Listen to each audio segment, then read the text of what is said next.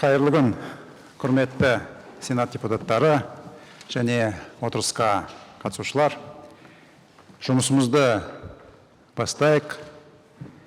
Депутаттарды тіркеуден өтуді сұраймын. Тіркеу режимі қосылсын.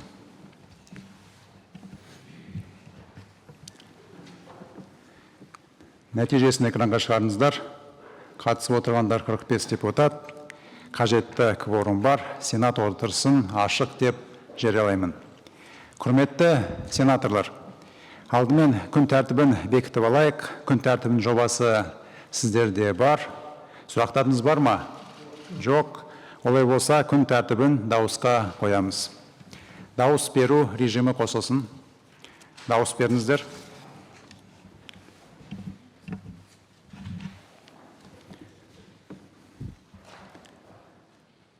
Нәтижесін экранға шығарыңыздар. Қатысып отырғандар 45, жақтағандар 45, күн тәртібі бекітілді. Құрметті әріптестер, күн тәртібіндегі бірінші мәселе жоғарғы сот судьяларын қызметтен босату туралы. Президенттің ұсынуын жариялау үшін сөз жоғарғы сот кеңесінің төрағасы Талғат Советбекұлы Танақовқа беріледі.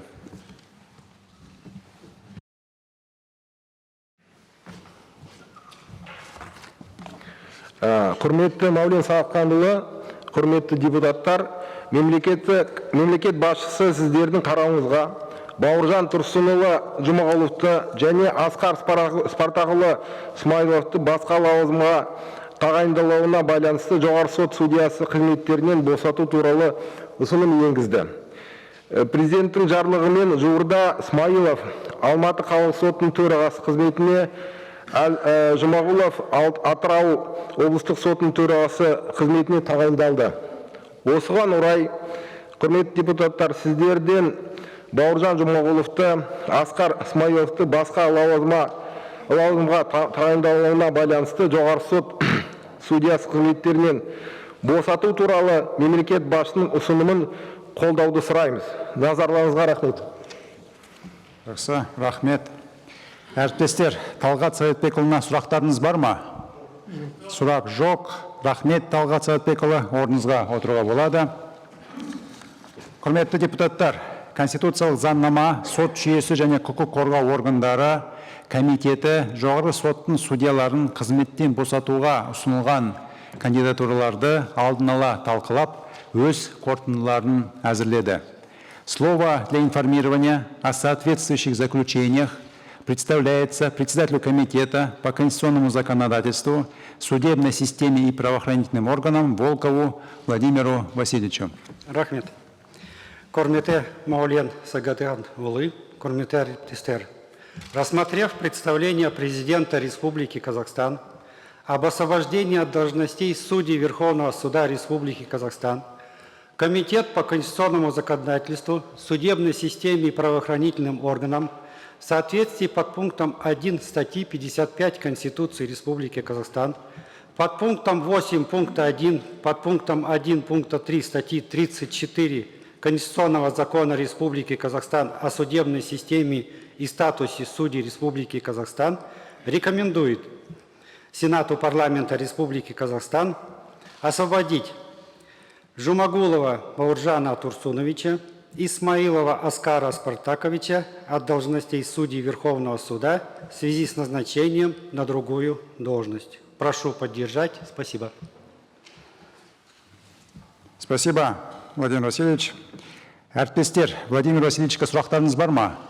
Сұрақ жоқ. Талқылаудың қажеті бар ма, әріптестер?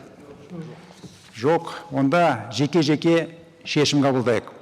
Алдымен дауыс беру тәртібін анықтап алайық. Бұл мәселе бойынша ашық дауыс беру ұсынылады. Қолдайсыздар ғой? Олай болса, шешімдерді ашық дауыс беру арқылы қабылдаймыз. Бірінші, Бауыржан Тұрсынұлы Жұмағұловты жоғарғы сот судьясы қызметінен босату туралы Сенат қаулысын дауысқа қоямын. Дауыс беру режимі қосылсын. Дауыс беріңіздер.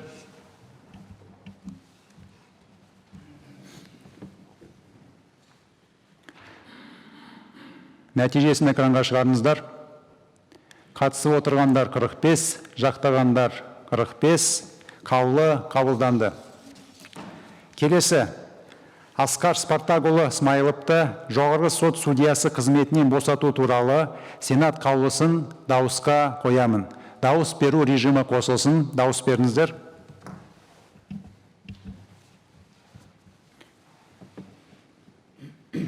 Нәтижесін экранға шығардыңыздар. Қатысып отырғандар 45, жақтағандар 45, қаулы қабылданды. Жоғарғы сот судьясы қызметінен босатылған азаматтарға атқарған қызметтері үшін алғысымызды білдіріп, жаңа жұмыстарына табыс тілейміз. Осы мәселе бойынша шақырылған азаматтарға рахмет.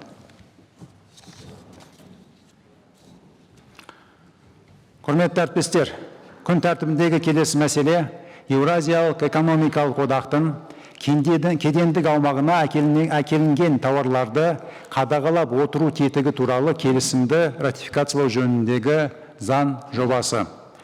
Баяндама жасау үшін сөз қаржы министрі Ерұлан Кенжебекұлы Жамабаевқа беріледі.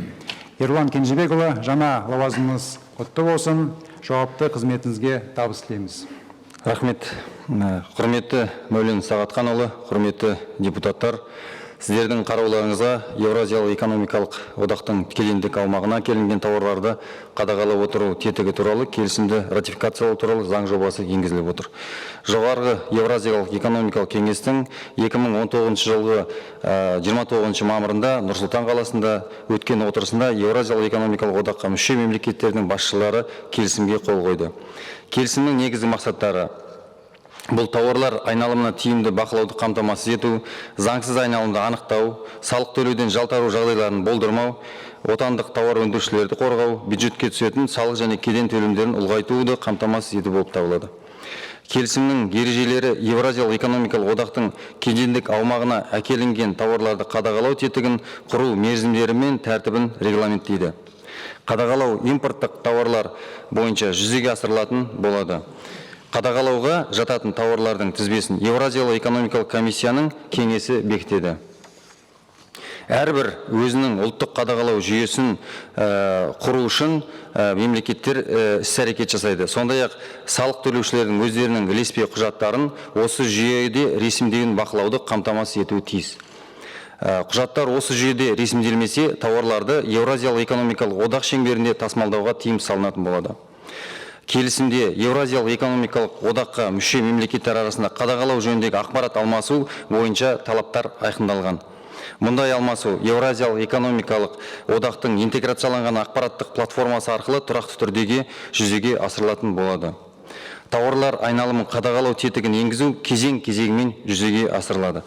Келісімді барлық мүше мемлекеттер бекіткеннен кейін, әрбір мемлекет 120 күнтізбелік күн ішінде қадағалау тетігін үйлестіруге және іске асыруға жауапты.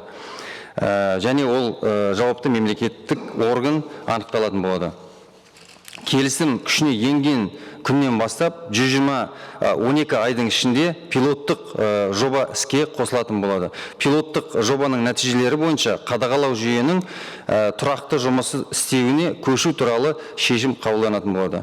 Яғни көріп тұрсыздар, әрбір процедура, әрбір тетігі кезең-кезегімен іске асырылады. Бұл біздің бизнеске де, экономикаға да нұқсаны келмейді. Пилоттық жобаның нәтижелері бойынша қадағалау жүйесінің тұрақты жұмыс істеуі үшін соңында осындай толық көшу туралы шешім ең соңында қабылданатын болды. Келісімді іске асыру республикалық бюджеттен қосымша қаражат бөлуді талап етпейді.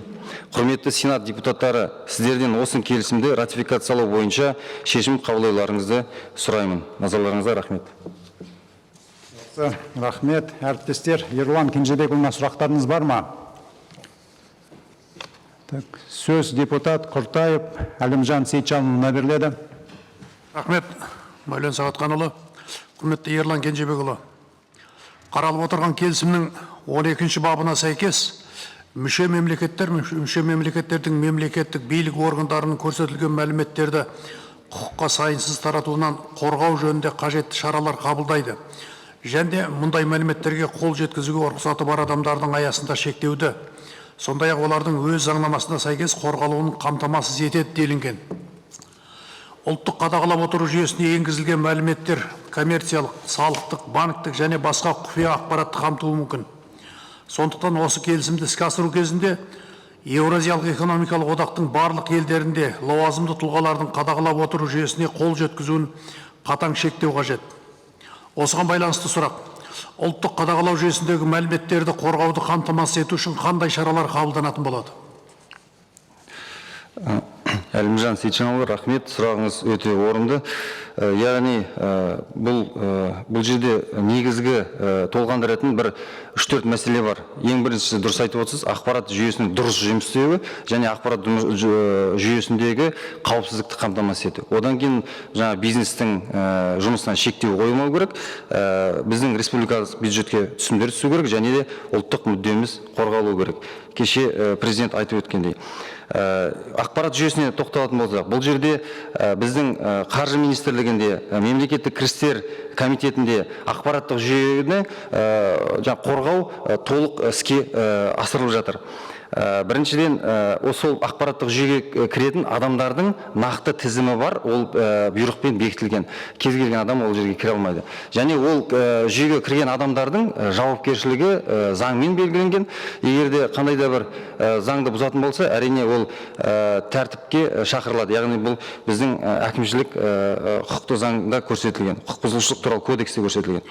Және де өздеріңіз білесіздер, бүкіл жалпы мемлекеттік жүйеге қатысты бізде кибершит деген жүйе бар, яғни киберқалқан. Бұл ұлттық қауіпсіздік комитеті тарапынан бақылауда отыр. Яғни қандай да бір жаңағыдай рұқсатсыз санкциялар болатын болса, бір инциденттер болатын болса, бұл жерде белгіленіп отыр, яғни тиісті шараларды біз қабылдап отырмыз.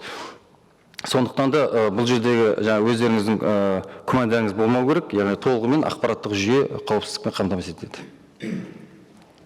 Жақсы, түсінікті. Басқа сұрақтар жоқ. Ерлан Кенжебекұлы, сізге рахмет. Орныңызға отыруға болады. Рахмет.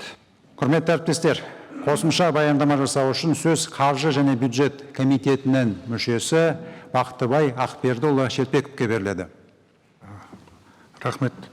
Құрметті Мәулен Сағатханұлы, құрметті әріптестер, аталған келісім Еуразиялық экономикалық одақтың қызметінің 2025 жылға дейінгі сандық күн тәртібін іске асыру мақсатында арнайы дайындалған құжат. Құжаттың мазмұны бойынша тауарларды қадағалап отыру жүйесін енгізу арқылы Еуразиялық экономикалық одаққа мүше мемлекеттердің тауар айналымы заңдылығын қамтамасыз ету және контрафактілік тауар айналымын жою көзделген. Бұқаралық ақпараттарға сүйенсек, өткен жылдың өзінде Қазақ-Қырғыз шекарасында ілеспе құжаттары тіркелмеген Қырғызстанның 100-ден аса жүк көлігі кері қайтарылған. Осындай шешімдерді көрші елдердің жүргізушілері ерікті түрде өздері қабылдайды және осындай жағдайлар үнемі қайталануда. Осы күні кедендік тексеріс кезінде жүргізушілердің тиеген жүгі рұқсат құжаттамасыз және сәйкессіз көп жағдайларда қолдарында мүлдем құжаттарда жоқ жүк тасымалдаушылар анықталуда. Тауарды тиеп алғанмен ілеспе құжатта басқа тауар түрлері белгіленіп келетін жағдайларда баршылық. Белгіленген тәртіп бойынша құжатта көрсетілген тауар ғана тасымалдануға тиіс, ал шекарадан құжатта көрсетілмеген тауар алып өтуге әрекеттену заң бұзушылық болып табылады. Әкімшілік құқық бұзушылық туралы Қазақстан Республикасы кодексінің 280 бабына сәйкес жауапкершілікке тартылады. Заң жобасында одаққа мүше мемлекеттердің арасында ұлттық қадағалау жүйелерінен мәліметтер алмасуды қамтамасыз ету, одақ аумағына үшінші елдерден импортталған тауарлар бойынша кедендік және салықтық төлемдерді төлеуден жалтарудың әртүрлі схемаларын пайдалануды болдырмайтын жағдайлар жасау анықталған. Келісім тауарлар айналымын құжаттамалық сәйкестендіру үшін ұлттық қадағалау жүйесін құруды көздейді. Осы қадағалау жүйеде тауар қандай елден шыққанын, бажы төленгені туралы және тағы да басқадай ақпараттарды басынан бастап айқындап отыру қарастырылған. Алдағы уақытта тауарлар айналымын бақылау тек ілеспе құжаттар бойынша жүзеге асырылуы тиіс. Келісімде айқындалған мәліметтер ұлттық жүйеде болмаған кезде қадағалап отыруға жататын тауарларды шекарадан өткізуге жол берілмейді. Келісім қадағалап отыруды жүзеге асыруды тоқтату мерзімінде айқындайды. Тауар айналымы туралы мәліметтер өтініш енгізілген күннен бастап 5 жыл өткен соң тоқтатылады. Еуразиялық одаққа мүше мемлекеттердің барлығының қадағалауының ұлттық жүйесін құрғаннан кейін өзара тауар айналымы толық жүзеге асырылатын болады. Заң жобасының қабылдануы Еуразиялық экономикалық одақтың кеден аумағына әкелінетін тауарлардың заңсыз айналымын анықтауды, сондай-ақ салықтық және кедендік төлемдерді төлеуден жалтарудың әртүрлі схемаларын қолдану мүмкіндігін болдырмауға, жағдай жасауды қамтамасыз етуге мүмкіндік береді. Жоба жұмыс тобының отырысында комитеттің және комитеттің кеңейтілген отырыстарында қаралып талқыланды. Сенаттың тұрақты комитеттерінен заң жобасы бойынша ескертулер мен ұсыныстар түскен жоқ. Құрметті әріптестер, қаржы және бюджет комитеті Еуразиялық экономикалық одақтың кедендік аумағына әкелінген тауарларды қадағалап отыру тетігі туралы келісімді ратификациялау туралы Қазақстан Республикасы заңының жобасын қабылдауды сұрайды. Назарларыңызға рахмет. Рахмет, Бақтыбай Ақбердіұлы. Құрметті әріптестер, енді мәселені талқылауға көшейік. Сөз депутат Дүйсенбаев Ғұмар Исламұлына беріледі. Рахмет, құрметті төраға, әріптестер мен шақырылғандар. Қазақстан Республикасы президенті Қасым-Жомарт Тоқаев өткен жылы жоғары Еуразиялық экономикалық кеңестің кеңейтілген құрамдағы отырысында Еуразиялық экономикалық одақтың қысқа мерзім ішінде халықаралық аренада маңызды әрі танымал ұйымға айналғанын атап өтіп, Еуразиялық интеграцияның жақсы нәтижесін беріп отырғандығын айтты. Мемлекет басшысы алдағы уақытта интеграциялық бірлестіктің алдында тұрған маңызды міндеттерінің ішінде Еуразиялық экономикалық одақтың инфрақұрылымдық мега жобаларын және цифрлық күн тәртібін жүзеге асыру керектігіне назар аударды. Сонымен қатар, алда ортақ нарықты дамытып, оның үшінші елдер тарапынан болатын демпингтен, контрфакторлық тауарлардың және лас бәсекеден қорғау, тиімді кедендік әкімшілендіру, қамтамасыз ету жұмыстары іске асыру қажет деді. Ол келешекте ірі әрі экономикалық қуатты Еуразия құруға мүмкіндік беретін сенім білдірді. Бүгінгі күні Еуразиялық экономикалық одақтың бірлескен жұмысына әлемнің көптеген елдері қызығушылық танытып, 40-тан астам ел сауда экономикалық ынтымақтастық дамытуға ниет білдіруде. Қазақстан өз тарапынан экономикалық интеграция идеясын әрдайым қолдап келеді. Елімізде қадағалау жүйесі 2014 жылдан бастап қолданыстағы электрондық шот фактуралар аж базасында Қазақстан Республикасының 2015 жылғы 9 желтоқсандағы заңымен ратификацияланған Еуразиялық экономикалық одақтың кедендік аумағына тауарларды әкелу мен олардың айналасын кейбір мәселелері туралы хаттамаға сәйкес іске асырып отыр. Бұл жүйе келісімді іске асыру шеңберінде ұлттық қадағалап отыру жүйесі болады. Осы орайда бір тоқталатын кететін жайт, жаңа заң жобасында осы ұлттық жүйе бақылауға жататын тауарлар мен осындай тауарлардың айналымына байланысты операциялар туралы ақпараттардың үздіксіз жиналуы, есепке алуын және сақталуын қамтамасыз етуі қажет делінген. Және мәліметтер жүйеде 5 жылға дейін сақталу керек. Бұл ұлттық жүйеге айтарлықтай жүктеме артылып, әсіресе салық ұлттық жүйеге айтарлықтай жүктеме артылып, әсіресе салық төлеушілердің жаппай есеп тапсыру кезеңдеріне жүйеге қаншалықты кедергі келтіру мүмкіндігі алаңдатады. Әрине, Еуразиялық экономикалық одақтың аумағында тауарларды қадағалап отыру механизмін құру және оның тиімді түрде іске асыру мақсатында дайындалған келісім бәсекеге қабілеттілікті және өнім нарығын кеңейтуге, тауар айналымы туралы шынайы деректерді ұсынуға арналған бизнес шығындарын азайтуға, кедендік және салықтық төлемдерді жинауды жетілдіруде, тауарлардың заңсыз айналымын қарсы тұруға өз үлесін қосатын ескере отырып, мен заң жобасын қолдаймын және әріптестерімді қолдауға шақырамын. Назарларыңызға рахмет. Жақсы, рахмет. Талқылауға қатысатын басқа депутаттар жоқ. Талқылау аяқталды. Енді заң жобасы бойынша шешім қабылдайық. Келісімді ратификациялау туралы заң қабылдансын деген Сенат қаулысын дауысқа қоямын. Дауыс беру режимі қосылсын. Дауыс беріңіздер.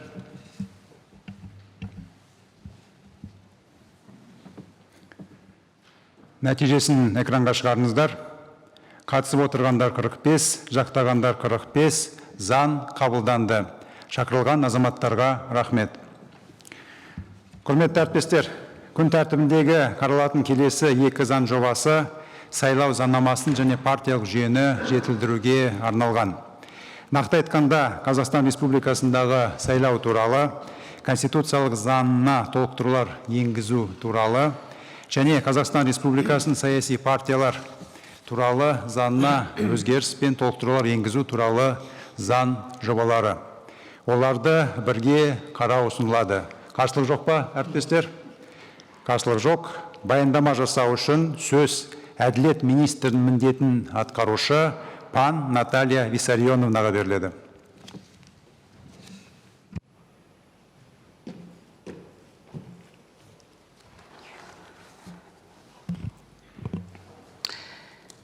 Құрметті Маулен Сағатханұлы, құрметті сенат депутаттары, ұсынылып отырған заң жобалары президенттің ұлттық қоғамдық сенім кеңесінің екінші отырысында берген тапсырмаларын іске асыру мақсатында әзірленді.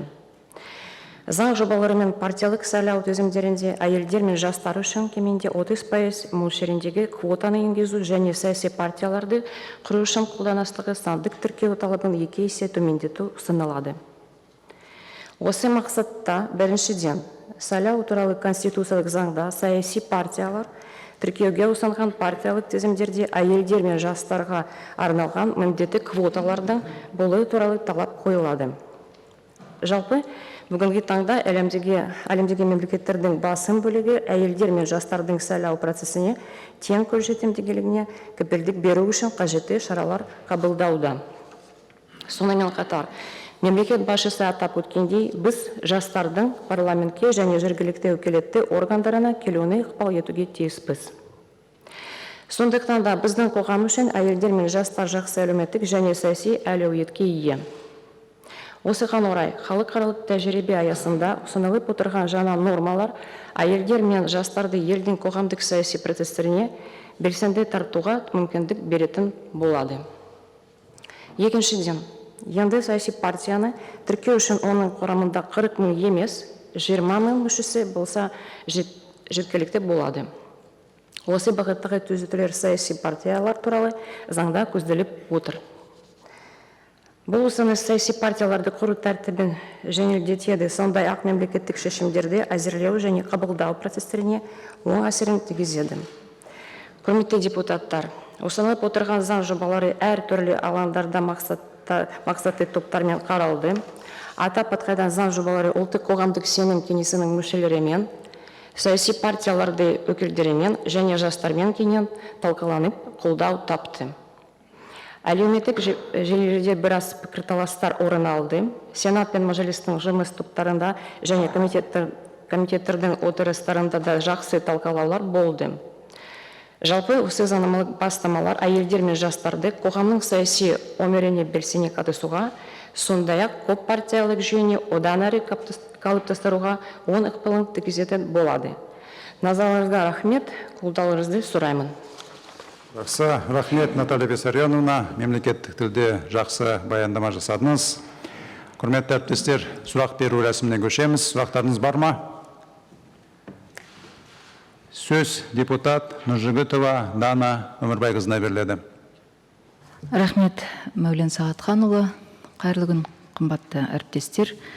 Расында да Наталья Виссарионовна, қазақ тіліне деген құрметіңізді көріп, көңіліміз толып отыр. Көп рахмет сізге. Енді менде мынандай сұрақ. Аталған заң жобасына сәйкес саяси партиялар сайлау тізімдерінде әйелдер мен жастардың 30%-ын қамтамасыз ету керек. Ал іс жүзінде бұл тепе-теңдік сақталмауы мүмкін ғой. Бұл дегеніміз қажетті мөлшердегі кандидаттар ұсынылмауы мүмкін деген сөз. Міне, осындай жағдайда бұл мәселе қалай шешімін табады? Сұрағыңызға рахмет. Жалпы біздің ойымызша мұндай жағдайдың бұлай төмен. Партиялардың осы талапты іске асыруға мүмкіндіктері бар. Алайда мұндай жағдай болса, орталық сайлау комиссиясы партия ұсынған тізімді тіркеуден бас тартады. Рахмет. Түсінікті. Сөз депутат Мамытбеков Еділ Құлам-Қадырұлына беріледі. Рахмет, Мәулен Сағатханұлы, құрметті әріптестер. Менде бір сұрақ бар еді. Мен Наталья Виссарионовнаның орысша берейін сұрағымды. Ну, хотел бы, во-первых, отметить, что данный законопроект я полностью поддерживаю. Отмечу, что он носит революционный и эволюционный характер.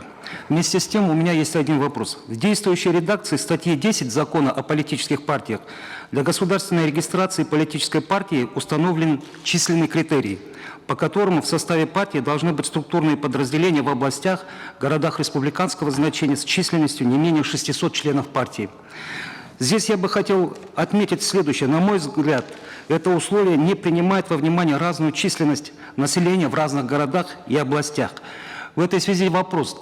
Есть ли в планах министерства пересмотреть этот количественный критерий в будущем? Спасибо. Спасибо большое за вопрос. Следует отметить, что та численность, которая предусмотрена сегодня в законе, она является минимальной. Регистрационная практика, которой занимается Министерство юстиции, показывает, что политические партии достаточно легко набирают такую численность в регионах.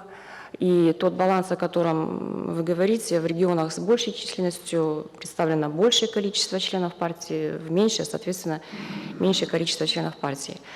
Кроме того, мы при обсуждении, при разработке изучали опыт международных организаций и тесно сотрудничали с Венецианской комиссией, это комиссия Совета Европы к демократии через право. И рекомендация была такая, чтобы соблюсти баланс в этом вопросе. С одной стороны, государственное регулирование деятельности партии, с другой стороны, соблюдение ее законных прав и интересов.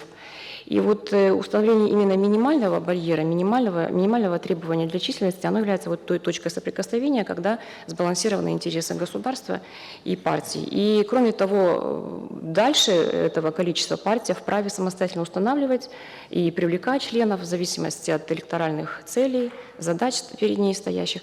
Поэтому в ближайшее время пока не планируем возвращаться к этому вопросу. Спасибо. Так, понятно. Сөз депутат Инсигенов Сәрсенбай Құрманұлына беріледі. Рахмет, құрметті төраға. Қаралып отырған екі заң еліміздің қоғамдық саяси өмір үшін өте маңызды қадам деп білеміз. Аталған заң жобалары комитеттің отырысында қаралған кезде бірауыздан қолдау білдірілді. Бүгін де сенаттың отырысында заң жобаларына мен қолдау білдіремін. Дегенмен бір сұрақ анықтау мақсатында қойғым келіп тұр. Құрметті Наталья Виссарион қызы, заң жобасында әйелдерді және жастарды 30% мөлшері партиялық тізімге енгізу көзделген. Ал заңның негізгі мақсаты осы санаттағы адамдардың парламентке өкілді органдарға депутат болып қатысуына мүмкіндік жасау ғой. Дегенмен заң жобасында осы мандаттарды бөлу кезінде бұл квоталардың сақталуы жөнінде мәселе қарастырылмай қалған. Болашақта бұл мынау заң жобасының негізгі мақсаты әйелдер мен жастардың нақты парламентте болуына кедергі келтірмей ме? Сіздің ойыңыз қандай деген сұрағым бар. Рахмет. Сұрағыңызға рахмет. Рұқсат болса, осы сұраққа орыс тілінде жауап беремін. Рахмет. Дело в том, что действительно 30% квота, она предусматривается для регистрации партийного списка. То есть это не гарантия того, что такая квота должна быть соблюдена при распределении мандатов. Для чего это сделано? Это эволюционный путь с тем, чтобы мы партии мотивировали к тому, чтобы работать именно с этой категорией женщин и молодежи. Поскольку, как отметил глава государства, и мы видим международный опыт, нужно привлекать, работать. Сегодня мы, когда получаем списки на регистрацию Министерства юстиции, мы видим, что очень слабая представленность молодежи и женщин. Поэтому пока мы вот идем таким путем, да. А потом политическая партия уже самостоятельно будет решать, какое количество мандатов отдать такой категории. Будет конкурентный, так сказать, выбор. Спасибо. Понятно. Басқа сұрақтар жоқ. Спасибо, Наталья Виссарионовна. Присаживайтесь. Слово для содоклада по двум законопроектам предоставляется председателю комитета по конституционному законодательству, судебной системе и правоохранительным органам Волкову Владимиру Васильевичу. Құрметті төраға, құрметті әріптестер. В мире еще не создана универсальная избирательная система. Поэтому не случайно в Конституционный закон о выборах в Республике Казахстан постоянно совершенствуется и корректируется в соответствии с реалиями современного мира. Вместе с этим процессом формируются и правовые условия для становления конкурентной политической системы. Примерами этому служат рассматриваемые сегодня проекты Конституционного закона о внесении дополнений в Конституционный закон о выборах в Республике Казахстан и закон о внесении изменений и дополнений в закон о политических партиях. Оба законопроекта разработаны в целях реализации поручения президента Такаева Касым-Жомарта Кемелевича, данных на втором заседании Национального совета общественного доверия. В Конституционный закон о выборах в Республике Казахстан вносится следующая поправка. В партийном списке кандидатов в депутаты Мажилиса и депутатов Маслихатов количество женщин и лиц, не достигших 29-летнего возраста, должно составлять не менее 30% от общего числа включенных в него лиц.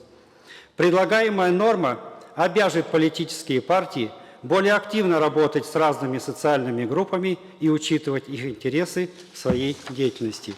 Активное вовлечение женщин и молодого поколения в решение политических вопросов в стране позволит качественно обновлять избирательные списки новыми кандидатами. Как показывает статистика, в Казахстане проживает более 9 миллионов женщин. На сегодня парламент Республики Казахстан представлен 33 женщинами. В Мажилисе их 27 или 26% от общего количества депутатов палаты. В Маслихатах Республики на 1 января 2020 года 3335 мест, и только 740 из них представлены женщинами, а это всего чуть более 22%. В Казахстане также проживает около 3 миллионов молодежи в возрасте от 20 до 29 лет. 53 из 3335 являются депутатами маслихатов. В законе о политических партиях в целях создания условий для формирования политических партий, повышения гражданской активности в обществе, требование для государственной регистрации политической партии иметь в ее составе не менее 40 тысяч членов партии снижается до 20 тысяч. Глава, регулирующая деятельность политической партии, дополняется новой статьей «Особенности выдвижения от политической партии кандидатов в депутаты Мажилиса парламента Маслихата». Так, политическая партия при утверждении партийных списков кандидатов в депутаты Мажилиса и Маслихата включает в них женщин и лиц, не достигших 29-летнего возраста, в количестве не менее 30% от общего числа депутатов. Эта норма направлена на реализацию проекта Конституционного закона о выборах. Постоянные комитеты Сената замечаний и предложений по данным законопроектам не имеют. Законопроекты прошли все стадии обсуждения, и с учетом изложенного Комитет по конституционному законодательству, судебной системе и правоохранительным органам вносит на рассмотрение заседания Сената и рекомендует принять Конституционный закон Республики Казахстан о внесении дополнения в Конституционный закон о выборах в Республике Казахстан и закон Республики Казахстан о внесении изменений и дополнений в закон Республики Казахстан о политических партиях. Спасибо. Спасибо, Владимир Васильевич. Енді мәселелерді талқылауға көшейік. Сөз депутат Сүлеймен Ләззат Жаңылысқызына беріледі. Рахмет. Құрметті палата төрағасы, құрметті депутаттар, Президент Қасым-Жомарт Кемелұлы Тоқаев 2019 жылғы 20 желтоқсанда ұлттық қоғамдық сенім кеңесінің екінші отырысында қоғам үшін өте маңызды бірнеше мәселені көтерді. Осы маңызды мәселелердің бірі азаматтардың сайлауға және сайлануға конституциялық құқықтарын қамтамасыз етумен тікелей байланысты. Жалпы әйелдерге сайлау квоталарын енгізу мәселесі соңғы 10-15 жылдың ішінде қоғамдық талқылауларда белсенді пікірталастардың нысаны болып келген мәселелердің бірі. Енгізіліп отырған заң жобалары парламент мәжілісіне және мәслихаттарға, таратып айтсақ 17 облыстық республикалық маңызы бар қала, 37 қалалық, 162 аудандық, барлығы 216 мәслихатқа депутаттар сайлау кезіндегі партиялар ұсынатын тізімдерге байланысты болмақ. Заң шығарушының партиялық квоталар енгізуі адам құқығын қорғаудың халықаралық принциптерін сақтау мақсатында өзіне жауапкершілік алып, азаматтық қоғамның маңызды мәселесі ретінде аталмыш топтардың мүдделерін, оларды әлеуметтендіру процесін ілгерілетуге ұмтылысын көрсетеді. Осы мәселе Қазақстан Республикасының 2030 жылға дейінгі отбасылық және гендерлік саясаты тұжырымдамасының да талаптарына сай. Заң күшіне енгеннен кейін сайлау комиссияларына тіркеуге ұсынылатын әрбір партиялық тізімде жастар мен әйелдердің саны жалпы үміткерлер санының кемінде 30%-ның құрауы тиіс. Бұндай квоталар халықаралық құжаттарда временные специальные меры деп аталады және қоғамның қажеттілігіне қарай енгізіледі. Қандай өзгерістер күтеміз? Олар партиялардың рөлін нығайтуға ықпал етеді, жастардың, әйелдердің саяси процестердегі әлеуетін дамытады, қоғамның саяси күн тәртібінің қалыптасуына ықпалы болады, әлеуметтік мәселелердің оңтайлы шешілуі, партиялардың саяси стратегиясын күшейтеді, яғни партиялардың бәсекеге қабілеттілігін артуына ықпал етеді. Және ең бастысы сайлаушылардың таңдау мүмкіндігі кеңейеді және қоғамдық мүдделердің әр алуандығы еске алынады.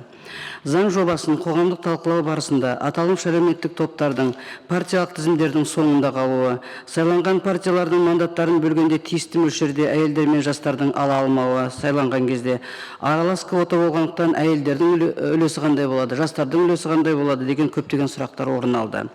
Оған жауап берілді. Жалпы біріншіден менің ойымша ұсынылатын үміткерлердің саны 30%-тен артық болуына да ешқандай кедергі жоқ. Бұл мәселе саяси партиялардың құзырында, өйткені қоғамға саяси тұғырнамасымен шыққан, азаматтардың қолдауын қажет ететін мақсаттарға қол жеткізуге бағытталған саяси партиялық стратегия шеңберінде шешіледі және әлемдік тәжірибеде осы топтарды сайланған депутаттардың ішінде ұлғайту тиімді екенін тәжірибе көрсетіп отыр. Келесі мәселе, саяси партиялар туралы заңға енгізілген өзгеріске де Президент Тоқаев ұлттық сенім кеңесінің 2-ші отырысында бастамашылық жасады. Аталмыш өзгерісті енгізудің мақсаты елімізде сапалы, тиімді және бәсекеге қабілетті партиялық жүйені одан әрі нығайту болып табылады. Елімізде жаңа партиялардың пайда болуы және олардың парламент мәслихаттарындағы өкілдігін ұлғайту туралы мәселені шешеді деп ойлаймыз. Бұл норма көп партиялық жүйе арқылы азаматтардың саяси процестерге анағұрлым белсенді қатысуы, саяси және электоралдық мәдениетті одан әрі дамытуға оң ықпалын тигізеді. Құрметті әріптестер, сіздерге тағы бір жеткізгім келетіні, біраз жылдар бойы президент жанындағы әйелдер істері жөніндегі комиссияның құрамында еліміздің түпкір-түпкіріндегі белсенді қыз-келіншектерменен кездесулер барысында олардың негізгі бөлігінің құндылықтары ел бірлігі мен өркендеуі, отбасылық дәстүрлерді сақтау, қоғамдық өмірге атсалысу, ер азаматтармен қатар қоғам дамуы үшін жауапкершілікті бөлісуге дайындығын байқауға тура келді. Яғни ел болашағы үшін қоғам мәселесімен сауатты айналысуға қабілетті қыз-келіншектер легі сайланбалы органдарда да, кәсіпкерлік салада да, үкіметтік емес секторда да пісіп жетілді. Жалпы осы уақытқа дейін өз тәжірибемде әйелдердің санын сайлауға ұсынған саяси тізімдерде 30-40% ұсынған партияларда болған, осы бүгінгі сайлауға дейінде. Сондықтан да тәжірибе бар. Екіншіден, қазіргі уақытта 3335 мәслихат депутатының мандаты бар. Оның ішінде 50-ші ғана жастар, облыстық мәслихатта 1-1, 30-ға дейінгі жастардан өкілдік жоқ. Қалалық мәслихаттарда 7 адам, аудандық мәслихаттарда 44 жас депутат сайланған, ал Конституция бойынша, өздеріңіз білесіздер, 20 жастан бастап мәслихатқа депутат болуына құқы бар азаматтардың. Бұл жалпы 1,5% ғана құрап отыр. Ал тәуелсіздікпен жарыса туған балаларымыз да орда бұзар 30-ға келіп қалды. Өресі кең, әлемдік біліммен сусындаған жастар қоғам даму жайлы ой пікірлерін қазір қоғамда ашық айтуда. Сол себепті заң жобасындағы ұсынылып отырған өзгерістер маңызды, уақыты жеткен, қоғамда піскен мәселе деп есептеймін. Қолдауларыңызды сұраймын. Назарларыңызға рахмет. Рахмет. Келесі сөз депутат Мұрат Бақтиярұлына беріледі. Рахмет. Құрметті Мәулен Сағатханұлы, құрметті әріптестер, шақырылған лауазым иелері, еліміздің тәуелсіздік алған жылдардан бері сайлау және саяси партиялар жүйесі өзінің даму жолында бірнеше белестерден өтті. Біздің жас мемлекетімізге лайықты жолды іздеуіміз аз болған жоқ. Оның ішінде сәтті болғандары да кемшілікке ұрынған тұстарымыз да болды. Бірақ мұның барлығы қателік тұстардан сабақ алып, өсу жолдарымыз болғанын, сайлау заңнамасына қатысты өзгерістер енгізу еліміздің тарихи экономикалық жағдайын, қоғамдық саяси белсенділігін ескере отырып, рет-ретімен жүзеге асырылып жатқанын айтуымыз керек. Соның бір айғағы мемлекет басшысы Қасым-Жомарт Кемелұлы Тоқаевтың тапсырмасы бойынша әзірленген саяси реформалар топтамасына кіретін бүгін талқыға түсіп отырған саяси партиялар туралы және конституциялық мазмұны бар сайлау туралы заңдар. Бұл заңдар жаңа әділет министрінің өкілі баяндағандай арнайы порталда жарияланып, әртүрлі қоғамдық алаңдарда талқыланды. Қоғам тарапынан заңдарға қатысты түрлі сыни пікірлермен қатар ұсыныстар айтылды. Бұл заңды да өйткені әлемде мінсіз жетілдірілген сайлау жүйесі әлі де болса жоқ. Ғасырлардан тұратын демократиялық дәстүрі бар ақш, Европа мемлекеттерінің өздерінде жаңа сайлау науқанын ұйымдастыру мен өткізу барысында кемшіліктер табылып жатады. Ұзақ жылдар бойы тоталитарлық жүйеде болып, тек бір ғана монополистік партияның догмалық қағидатының шырмауында болған біз сияқты мемлекетте бір мезетте көп партиялық жүйе көшу мүмкін емес еді. Тәуелсіздігіміздің алғашқы жылдарында қоғамның саяси жүйесін реформалауға байланысты көптеген заңдар қабылданды. Мысалы, 1996 жылы саяси партиялар туралы дербес заң бойынша саяси партия құру үшін еліміздің кез келген жерінде тұратын 10 адамның бастамасы және партияны тіркеу үшін 3000 мүшесі болса жеткілікті болды. Нәтижесінде 2002 жылы Қазақстанда 19 саяси партия тіркелді. Көпшілігінің аты барда заты жоқ еді. Партиялардың санының осындай көптігіне қарамастан, ол кездері көп партиялық саяси жүйені қалыптастыра алдық деп айта алмаймыз. 2007 жылы 21 мамырда қабылданған сайлау туралы конституциялық заңға енгізілген өзгерістерге байланысты еліміздің парламенті саяси партиялардың тізімі бойынша пропорционалдық негізде жасақталды. Бұл Қазақстан парламентаризм мен көп партиялық институттың дамуына үлкен әсер етті. Бүгінгі талқыға түсіп отырған заңдарда қоғамдық саяси жүйені демократияландыруға өз ықпалын тигізіп, халықтың әртүрлі әлеуметтік топтарының билік органдарына өкілдік етуін қамтамасыз етуге мүмкіндік береді деп ойлаймын. Сондықтан да заң жобасын қолдаймын. Сонымен қатар, қоғамның дамуына байланысты, оның саяси жүйесі де үнемі өзгерістерді қажет етіп отырады. Соған байланысты министрлік пен үкіметке келешекте ескеретін төмендегідей ұсыныстар айтқан жөн көрдім. Біріншіден, қазір қоғам өзгеріп, бұрынғыдан гөрі ашық бола түсті. Кешегі 90-шы жылдардың басында қоғамдық байланыстар құруға қатыспаған жастардың жаңа толқыны қазір саяси процестерге белсене араласуда. Біздің қабылдайтын заңымыз да осындай ортаға бейімделіп жасалу керек. Атап айтқанда, кеңестік дәуірді көрген біз үшін таңсық емес билік партиясы феномені қайта келді.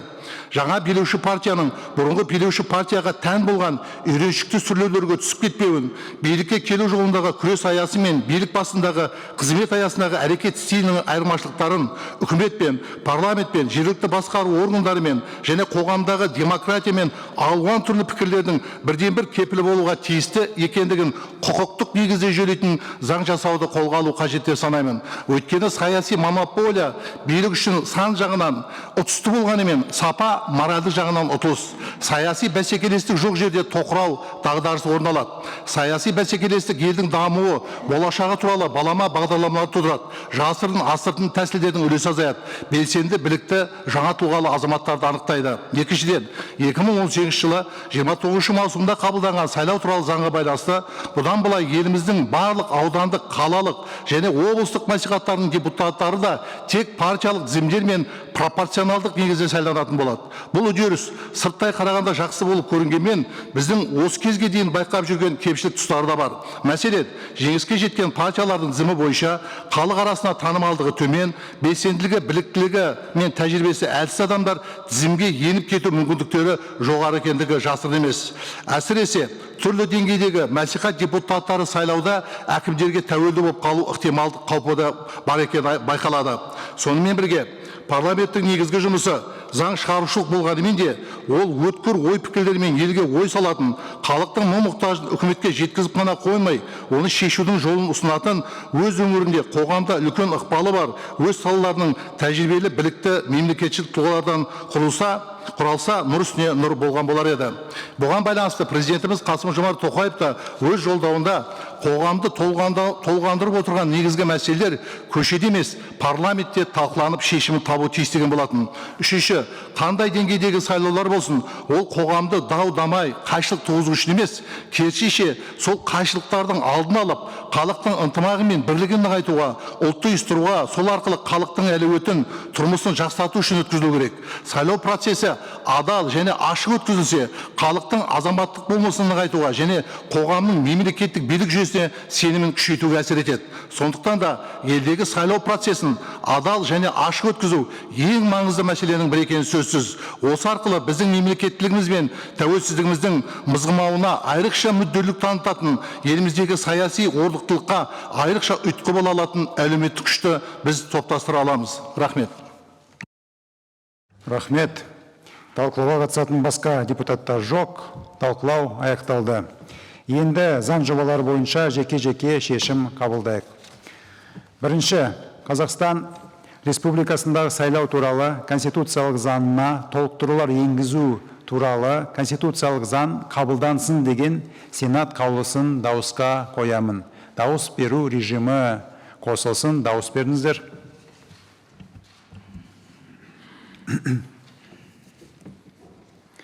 Нәтижесін экранға шығарыңыздар. Қатысып отырғандар 45, жақтағандар 45, конституциялық заң қабылданды. Екінші, саяси партиялар туралы заңына өзгеріс пен толықтырулар енгізу туралы заң қабылдансын деген Сенат қаулысын дауысқа қоямын. Дауыс беру режимі қосылсын. Дауыс беріңіздер.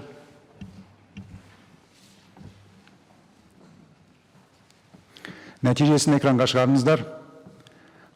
Қатысып отырғандар 45, жақтағандар 45, заң қабылданды. Құрметті сенаторлар, президентіміздің ұсынысымен бүгін қабылданып отырған заңдар елдің саяси өмірінде ерекше мәнге ие. Саяси партияларды құру мен тіркеу талабы едеуір жеңілдетіліп отыр.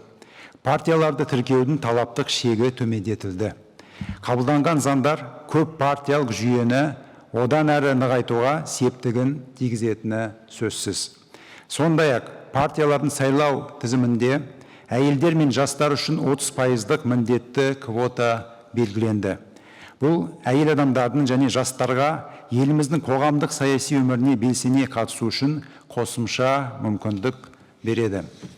Мұндай өзгертулерді демократиялық даму жолындағы нақты қадам деп қарастыруымыз керек. Олар саяси жүйемізді әрі қарай дамытуға үлес қосады деп сенеміз. Заң жобалары бойынша шақырылған азаматтарға рахмет, сау болыңыздар. Құрметті депутаттар, күн тәртібіндегі келесі мәселе қарулы күштердің, басқа да әскерлер мен әскери құралымдардың арсеналдары, базалары мен қоймалары жанындағы тыйым салынған аймақтар мен тыйым салынған аудандар мәселелері бойынша кейбір заңнамалық актілерге түзетулер енгізу туралы. Заң жобасы бірінші оқылымда қаралады. Бұл заң жобасына парламенттің бір топ депутаттары бастамашы болды. Баяндама жасау үшін сөз бастамашы топтың атынан Сенат депутаты Нұржан Нұрланбекұлы Нұрсипатовқа беріледі.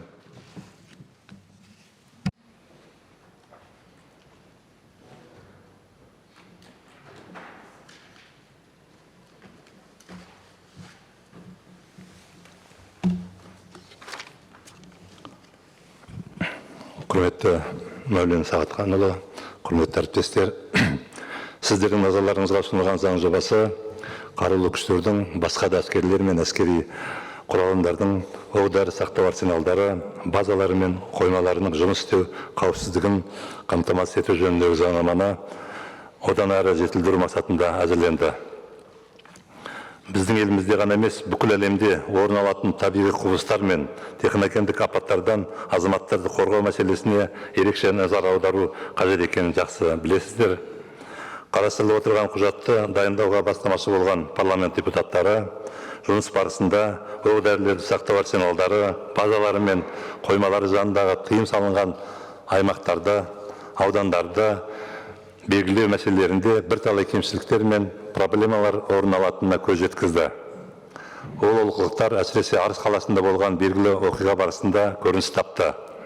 Атап айтқанда, жоғарыда көрсетілген әскери нысандарға іргелес жатқан аумақтардағы тұрғындардың, ғимараттардың және құрылыс жайлардың қауіпсіздігі мәселелері толық көлемде шешілмеген. Және оқ-дәрілерді сақтау қауіпсіздігін қамтамасыз ету іс-шараларында мемлекеттік және жергілікті атқарушы органдардың қызметін үйлестірудің төмен деңгейде болуы.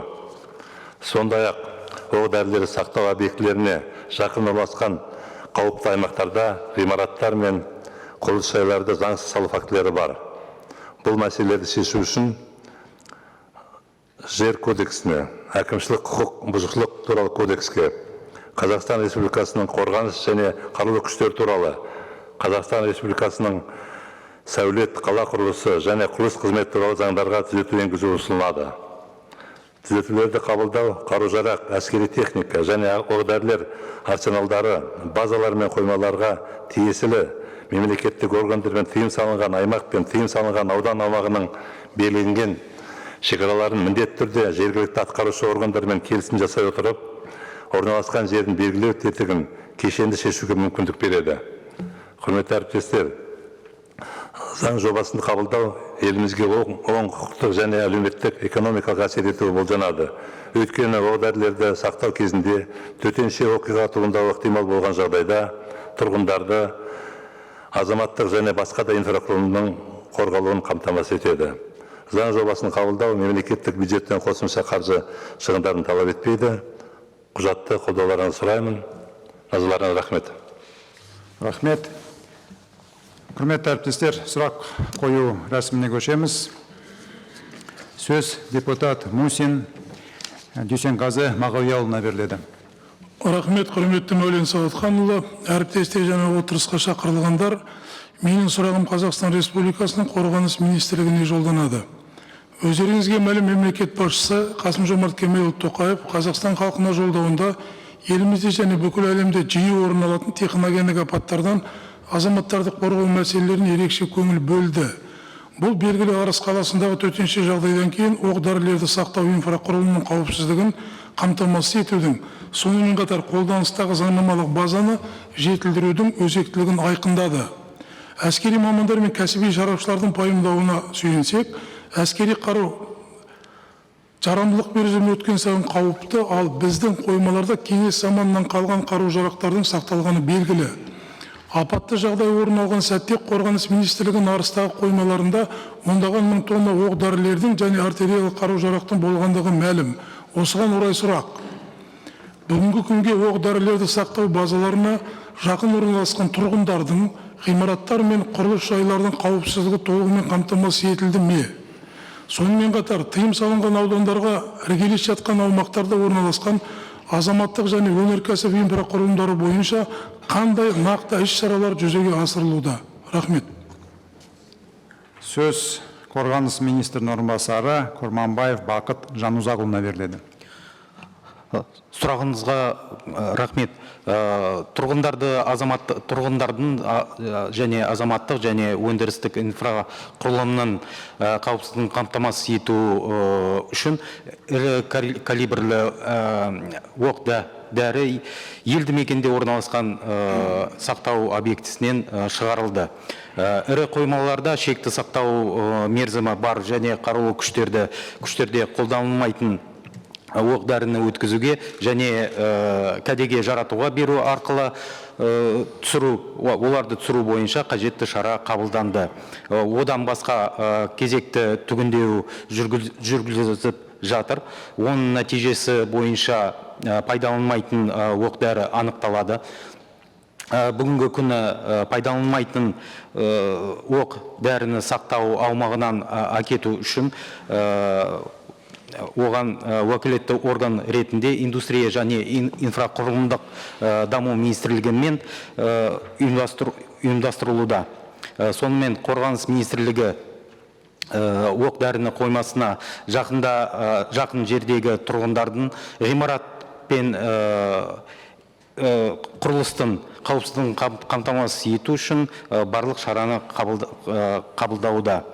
Во-вторых, хотел бы отметить, что совместно с заинтересованными государственными органами и акиматами разработан проект новых правил установления запретных зон и запретных районов, компетенция по утверждению которых передается от Министерства обороны в правительство. Кроме того, совместно с акиматами на сегодняшний день проводится работа по определению правомерности застроек, которые проведены в запретных районах, после завершения которой будет проведена оценка объектов по коммерческой стоимости. И сформированы, на этом основании будут сформированы местные бюджеты для выплаты соответствующих компенсаций в случае изъятия земель для нужд обороны. При этом в случае малочисленных застроек эти компенсации будут предложены населению, вернее, собственникам. При значительных гражданских застройках и также нахождении важных промышленных объектов будет рассмотрен вопрос по рассредоточению или передислокации объекта хранения боеприпасов. В этой связи Министерством обороны на сегодняшний день принимаются все необходимые меры в отношении гражданской и промышленной инфраструктуры. Рахмет. Рахмет. Әріптестер, басқа сұрақтар жоқ. Нұржан Нұрланбекұлы, рахмет сізге, орныңызға отыруға болады. Қосымша баяндама жасау үшін сөз халықаралық қатынастар қорғаныс және қауіпсіздік комитетінің мүшесі Қайрат Пернешұлы Қожамжаровқа беріледі. Рахмет. Құрметті төраға, құрметті әріптестер, ұсынылып отырған заң жобасының негізгі мақсаты қарулы күштер мен басқа да әскери құрылымдардың қару-жарақ қоймалары мен арсеналдарының жұмысының қауіпсіздігі бір жағынан, екінші жағынан төтенше жағдайларда халықты қорғау мақсаты. Осыған орай әріптесіміз айтып өткендей бірнеше ұсыныстар енгізіліп отыр. Біріншісі, әскери құрылымдардың атап өткен объектілерін ерекше шарттармен пайдалану аймақтарына жатқызу. Үкіметке осындай аймақтарды белгілеу, ал жергілікті атқару органдарына олардың шекарасына анықтау құзыретін беру. Тыйым салынған аймақ пен аудандарда рұқсатсыз және заңсыз жүргізген шаруашылық, құрылыс жұмыстары мен басқа да іс-әрекеттер үшін әкімшілік жауапкершілікті енгізу. Заң жобасының маңыздылығына ешқандай күмән жоқ. Әріптесіміз жан-жақты сипаттама беріп өтті. Құрметті әріптестер, Сенаттың тұрақты комитеттері заң жобасын қолдап, тұжырымдамасы бойынша оң қорытындыларын берді.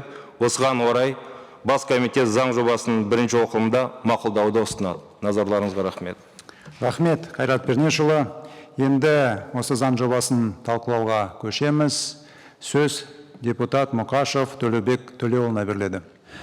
Рахмет, құрметті Мәулен Сағатханұлы, құрметті әріптестер.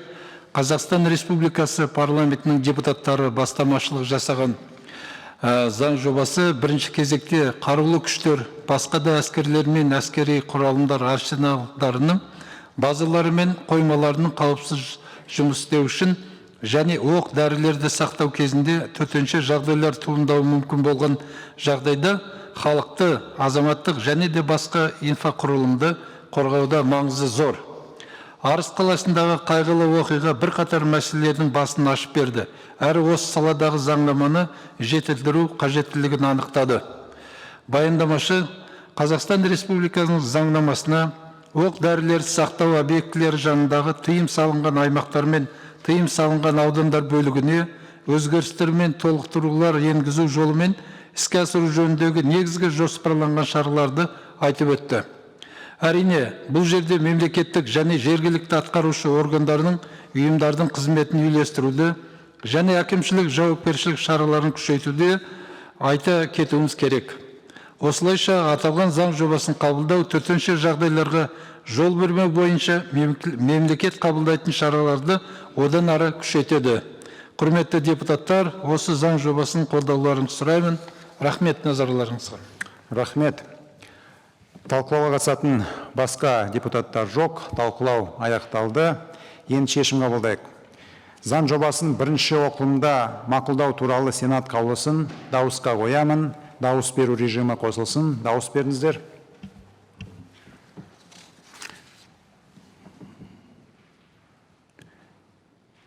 Нәтижесін экранға шығарыңыздар. Қатысып отырғандар 44, жақтағандар 44, қаулы қабылданды. Бас комитетке заң жобасын екінші оқылымға әзірлеу тапсырылады. Сөз депутат Құлмұхамед Мұхтар Абрарұлына беріледі. Құрметті төраға, құрметті әріптестер, жаңа аталып өтілгендей заң өте маңызды, тезірек қабылдауды қажет етеді. Сондықтан оны бүгінгі отырыстың екінші оқылымында қарауды ұсынамын. Рахмет. Жақсы, бұл ұсынысты әріптестер дауысқа қоямын. Дауыс беру режимі қосылсын. Дауыс беріңіздер.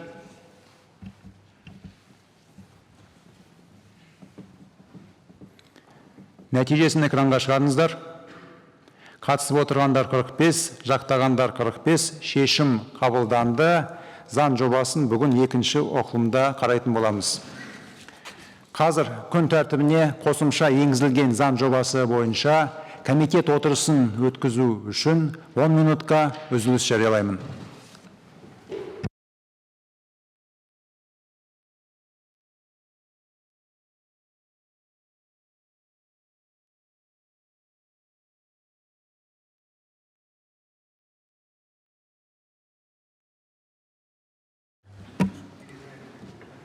Құрметті депутаттар, тіркеуден өтулеріңізді сұраймын.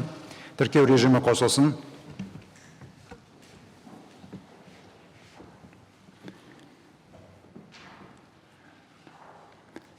Нәтижесін экранға шығарыңыздар. Қатысып отырғандар 44, қажетті кворум бар. Жұмысымызды жалғастырайық.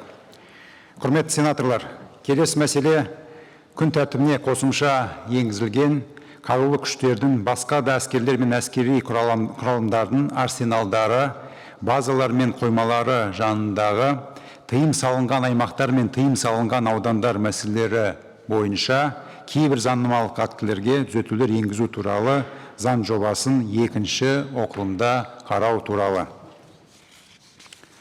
Сөз Қайрат Пернешұлы Қожамжаровқа беріледі. Рахмет, құрметті төраға, құрметті әріптестер. Төраға айтып отырған заң жобасы Сенат отырысында қаралды және бірінші оқылымда мақұлданды. Оның негізгі мақсаты Қазақстан Республикасы қарулы күштері мен басқа да әскери құрылымдардың қару-жарақ қоймалары мен іргелес жатқан елді мекендердің қауіпсіздігін қамтамасыз ету. Заң жобасы комитеттің және жұмыс тобының отырыстарында жан-жақты қаралды. Тұрақты комитеттерден келіп түскен ұсыныстар талқыланып, бастамашылармен алынып тасталды. Құрметті әріптестер, заң жобасының маңыздылығын ескере отырып, бас комитет оны тұтастай қабылдауды ұсынады. Назарларыңызға рахмет. Рахмет, Қайрат Пернешұлы. Заң жобасы бүгін талқыланды. Тағы да талқылаудың қажеті бар ма, әріптестер? Жоқ, онда шешім қабылдайық. Заңды қабылдау жөніндегі Сенат қаулысын дауысқа қоямын. Дауыс беру режимі қосылсын. Дауыс беріңіздер.